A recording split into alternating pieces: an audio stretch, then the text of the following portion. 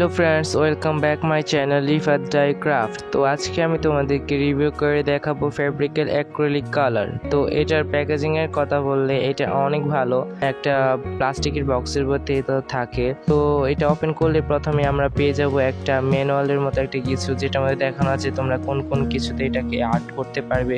আবার এটার ভিতরে দেওয়া আছে কোন কোন কালার মেশালে কি কালার হয়। তারপর এর পিছনে দেওয়া আছে একটা পেন্টিং যা তোমরা করতে পারো, আর এটার লুকটা কেমন হবে তার নিচে দেওয়া আছে।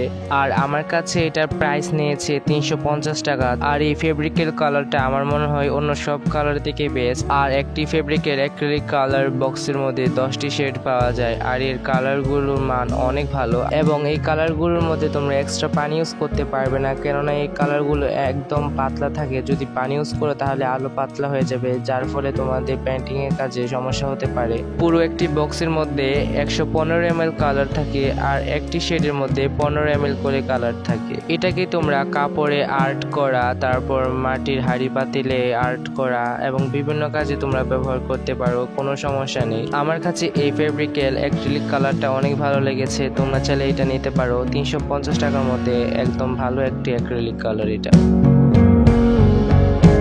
আর এটার বক্স কোয়ালিটি বললে এটার বক্সটা অনেক হেভি, এটা তোমরা অন্যান্য কাজে ব্যবহার করতে পারো।